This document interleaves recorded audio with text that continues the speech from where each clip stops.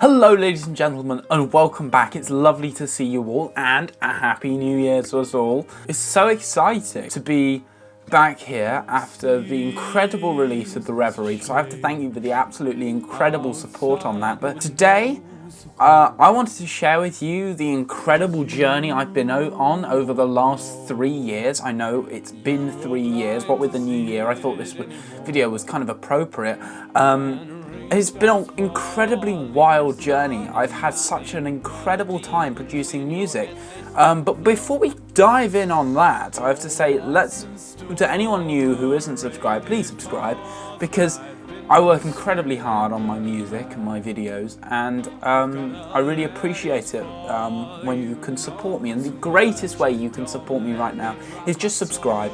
And follow me on Instagram, because we can do some incredible stuff with the music, because people will actually be watching it, and that's the main thing. So please subscribe. So honestly, why did it take me 3 years to get to where I am today?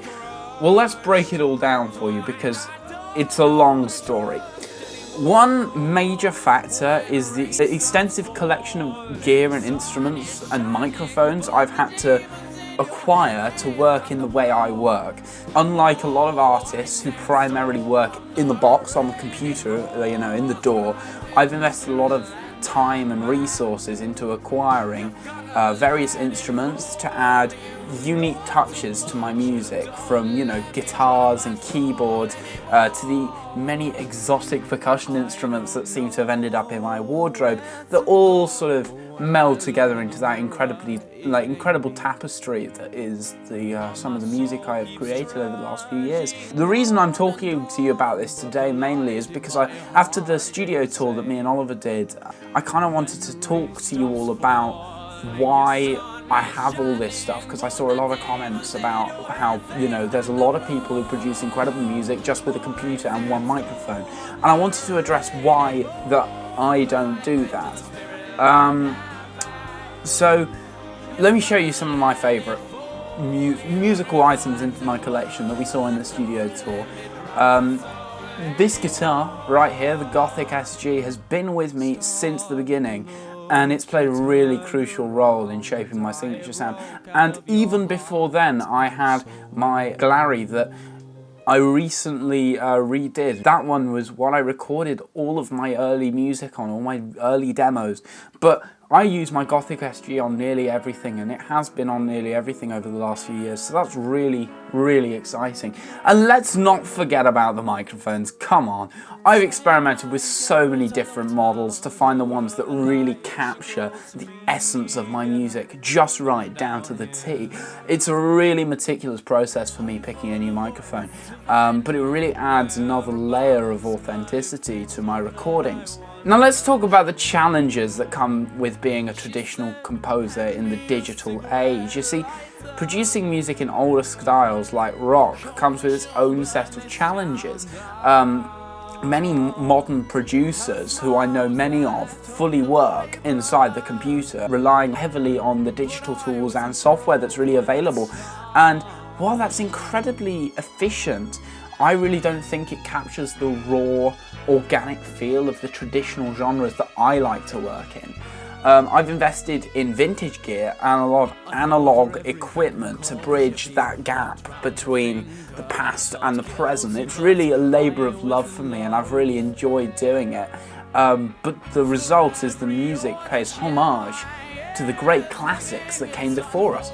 And it still feels very fresh, and in my eyes very relevant too. So learning to navigate the world of analog production has been a journey in itself. It's not as straightforward as working with a DAW, but the process of trial and error has been instrumental in shaping my sound. The new album that is coming out of mine, Cigarettes and Neon Signs, that album that's coming out in March, which we just heard the first single of, The Reverie, was entirely mixed on a vintage Allen and Heath analog desk. So I've been thrown in at the deep end working on a huge mixing console. I think it's is it 32 or yeah, it's a 32 track desk. It's ridiculously big, and it's got 16 groups, so it's massive, and I've been using it to the full extent for mixing and tracking. So it's been really, really important to me working with these old pieces of kit, because it's really shaped my sound in a really interesting way that I really enjoy. And for me, as someone who believes in revival of the old stuff, it's really important to have that sort of real connection to the music. Personally, I have a rule for myself that I don't know if you've noticed, but I'm sure you'll notice when I tell you. I'm only allowed to use a maximum of 2 software instruments, excluding drums if I have to do drums, but I'm only allowed to use 2 software synthesizers / instruments on any one track, because I think it's really important to have that proper connection with the instruments. You know, if I can't make a sound with an instrument I have, then tough, it doesn't go on the record, because I think it's making do with what you have that really creates the sound of early rock, and that's kind of what I'm going for in my music. So there you have it, the reason why it took me 3 years to get to the point I am today. From building this incredibly extensive instrument collection to navigating the challenges of traditional production, you know, every step of the way has been a true learning experience. So if you're an artist on your own journey, embrace the process and use what you have. I am really all for using what you have with you, you know.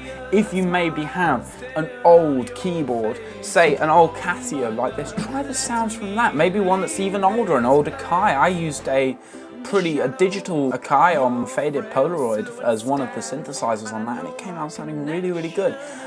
Even though that's probably a synth you could probably pick up for £20 or so in a flea market, but it's got some really worthwhile sounds using.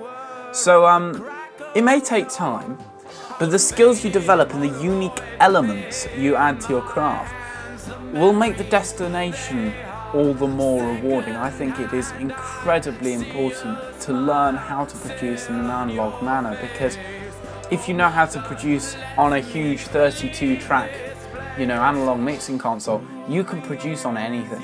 You know how to work in the DAW, because it's pretty much the same. So thank you for joining me today on this short video. If you enjoyed this video, don't forget to give it a little like and share it with some fellow artists or just people you know. I really appreciate it. If you haven't listened to the Reverie, go check it out. Until next time, you know, let's keep creating between us all and stay inspired. So thank you very much, and I hope you have a really lovely rest of your day and really enjoy your new year. So thank you so much for watching, and goodbye.